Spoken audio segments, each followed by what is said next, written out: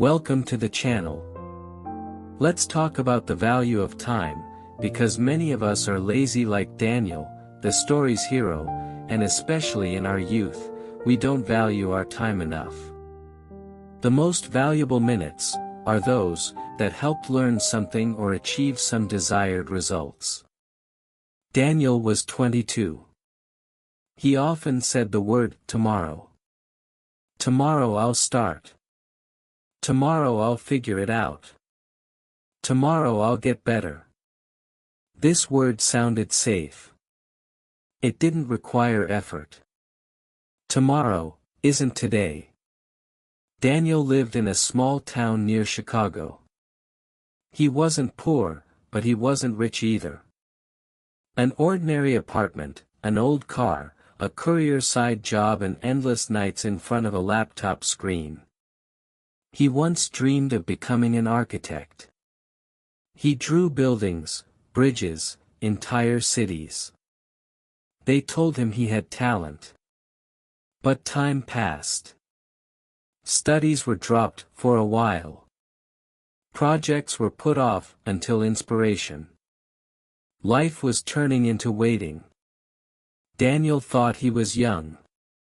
That he still had plenty of time. That real life would start later. He didn't know that later was the most dangerous word. One ordinary evening, when the rain lazily streamed down the windows, Daniel received a letter. A real one. A paper one. From the university. He didn't open the envelope right away. First he checked social media. Then videos. Then another one.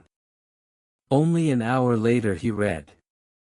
You have been selected to participate in an international architectural program. The last day for confirmation, tomorrow, 18:00. Daniel's heart beat faster. This was a chance. The one. Such a program opened doors to the best companies, internships, a life he dreamed of. But a thought immediately appeared inside. I'm tired. Tomorrow I'll figure it out. He put the letter on the table. And turned on a TV show. Morning came too quickly. Daniel woke up with a heavy head. His phone was dead. The alarm didn't go off. He looked at the clock. 11:40. I'll make it, he thought. Daniel brewed coffee. Got stuck on the news. Checked messages. At 15:10 a.m. friend texted him.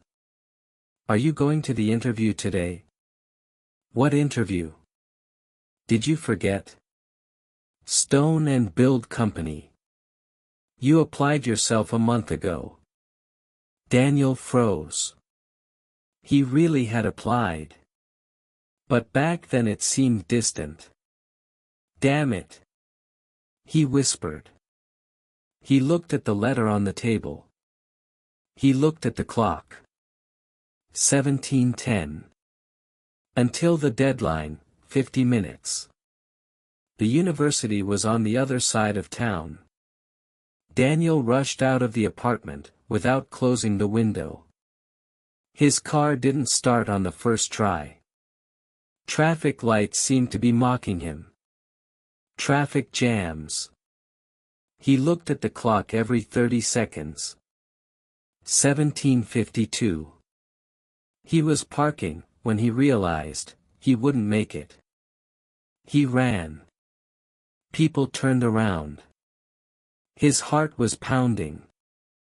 The doors of the administration building were closed. A sign hung on them. Working day over. It was quiet inside. He stood there for a long time. Very long. Daniel sat on the steps. No one was shouting. No one was blaming. The world just kept going on. At that moment he realized, opportunities don't disappear with noise. They leave silently. He didn't cry. He just felt emptiness. Not anger. Not pain. Realization. He didn't lose life. He just didn't arrive on time. Several months passed. Daniel was still working as a courier, just like before. TV shows were replaced by sleepless nights. One day, delivering an order to a hospital, he ran into an elderly man. He was sitting by the window and looking at the sunset. "Young man," he said, "you look like you've lost something." Daniel chuckled and realized something. "I lost time," he replied to the man. The old man nodded. "Me too. But I realized it too late." They talked for a long time. "Remember," said the old man, "time doesn't punish. It just stops waiting." That evening Daniel didn't turn on his laptop. He opened old blueprints. His hands were trembling. The lines were uneven. But he drew. The next day, again. And again. He enrolled in evening courses. He refused extra shifts. He deleted apps that stole hours. It was hard. Slowly. But he no longer said, "Tomorrow." 2 years later Daniel stood before a different building. He arrived early. In his hands, a portfolio. Inside, fear and hope. He knew. Time cannot be returned. But you can stop losing it. The interview lasted an hour. When he left, the sun was already setting. But now he was here. On time. The most precious thing in life, not money. Not status. Not luck. The most precious thing, the moment you can use or lose. Time is not an enemy. It's just fair. It gives everyone equally.